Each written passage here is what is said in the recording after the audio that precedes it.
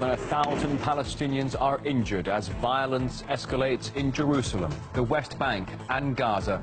Tensions spiked after Trump's decision on Jerusalem that was roundly criticized at the UN Security Council. We regard East Jerusalem as part of the occupied Palestinian territories.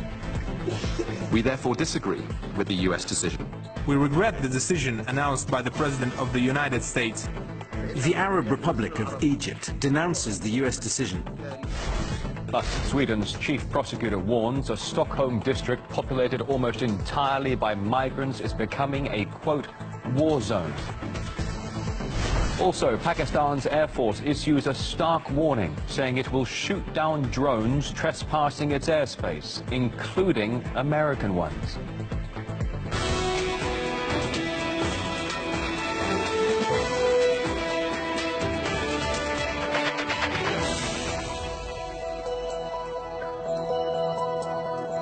About 1 minute past midday here in Moscow. Thanks for joining us on this Saturday. It's RT International. At least 25 Palestinians, including 6 children, have been injured after Israeli jets bombed alleged Hamas targets inside Gaza.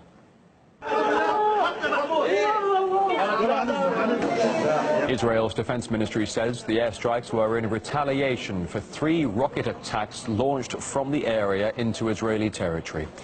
Tensions in the region have risen sharply since Donald Trump says the U.S. is now officially recognizing Jerusalem as Israel's capital.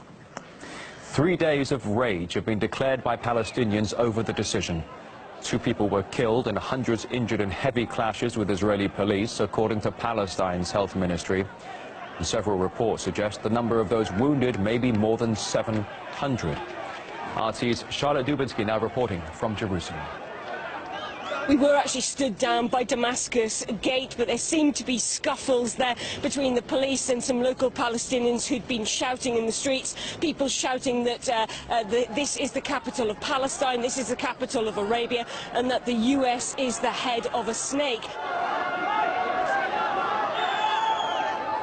The locals throwing rocks, bottles of glass at not just ourselves but at the police as well and the security services. In fact, we put on some protective gear because one of those bottles actually came close to hitting us in the head when it smashed. This is just a small indication of some of the tensions that we've seen in this area since that shock announcement, that bombshell announcement by Donald Trump that he was recognizing, the US was recognizing Jerusalem as being the capital of Israel. Now that sparked a wave of violence, not just here in Jerusalem, but also in the West Bank and in Gaza.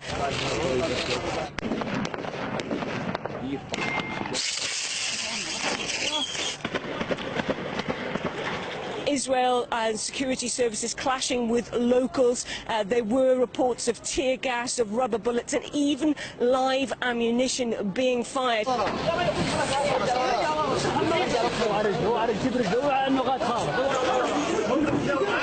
Meanwhile, on the other hand, the Israeli Prime Minister Benjamin Netanyahu has described this as being a great decision and has thanked Donald Trump for that announcement by Donald Trump on Wednesday. As you can see there, we just had another bottle thrown at us, so things getting relatively agitated here in Jerusalem. Protests against Trump's decision have been seen around the globe, with the U.S. embassies a particular focus. American and Israeli flags have been set on fire, along with pictures of Donald Trump and Benjamin Netanyahu. And the angry outcry has even been seen on Trump's home soil. Trump can't give it this gift for Israel. No, that's wrong. We will die for Palestine.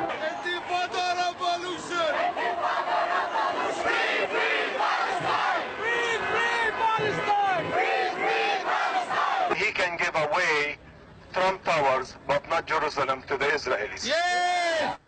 Meanwhile, an emergency session of the UN Security Council has been held over Washington's decision. And during the meeting of the 15 members, it was 14 united against just 1, the United States. For nearly 70 years, the city of Jerusalem has been the capital of the state of Israel, despite many attempts by others to deny that reality.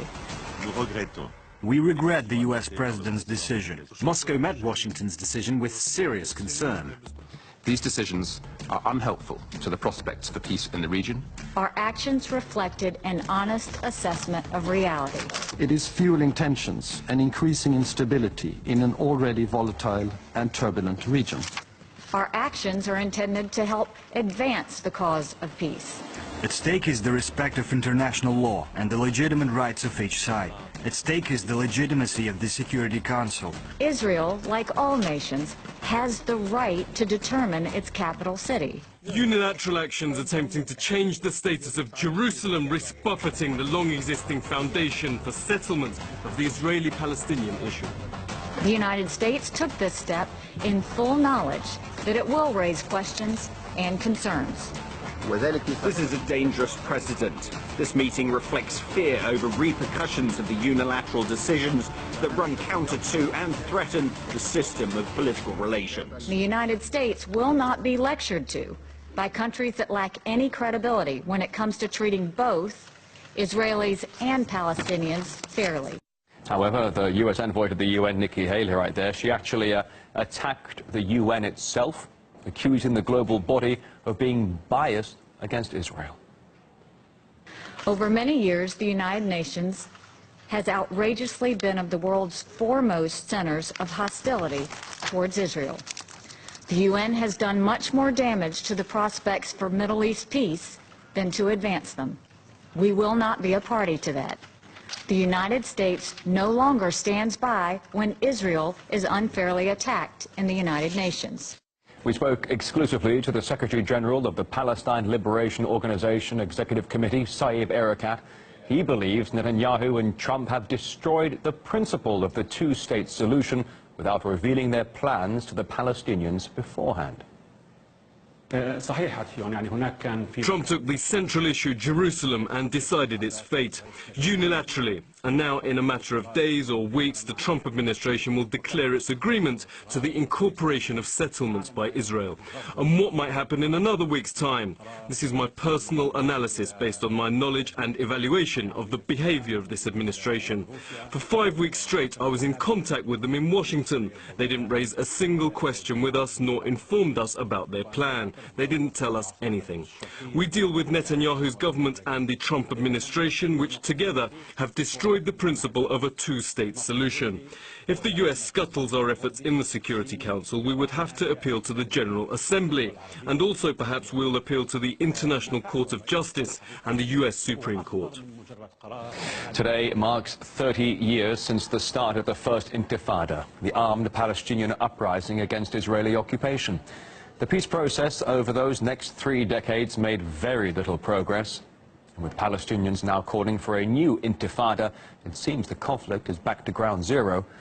RT's Nadira Tudor explains.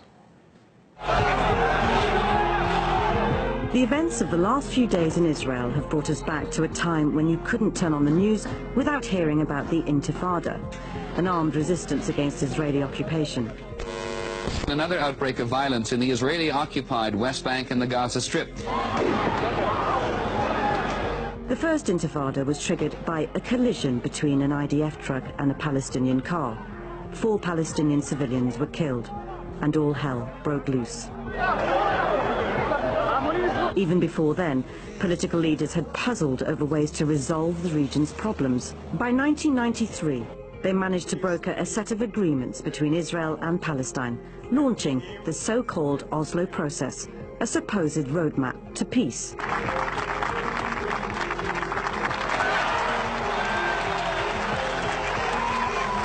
The following year, Israeli leaders Yitzhak Rabin and Shimon Peres, as well as Palestinian President Yasser Arafat, were awarded the Nobel Peace Prize. In 2000, Bill Clinton brought together the two sides once again at a summit at Camp David.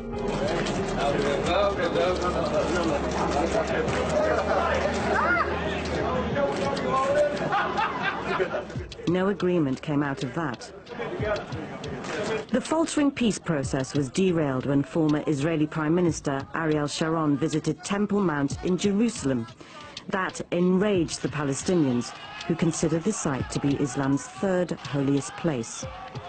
That's when the second Intifada began.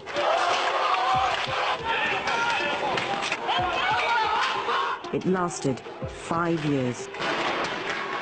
The Palestinian question was pushed down a little bit by some other events in the area, especially after the occupation of Iraq and the issue of Afghanistan, and then all the other things, and then by the beginning of the second part of the Arab revolutions in 6 Arab countries. In 2001 came 9/11, the worst terror attack in US history.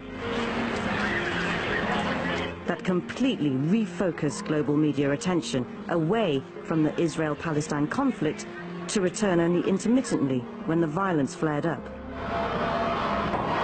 Fast forward to 2017.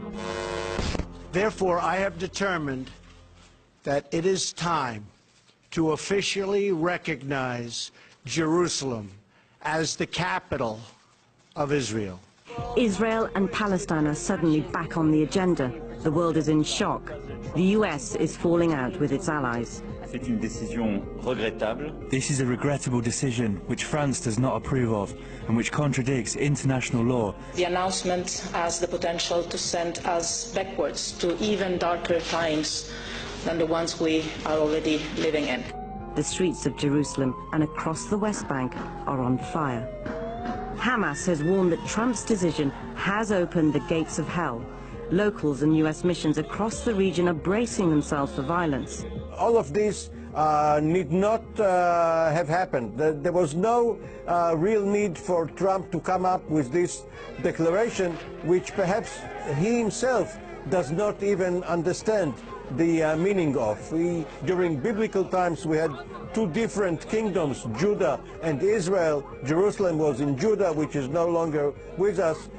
Apparently he did it out of some political and egotistical motives, which Israel and the Palestinians are going to pay the price for.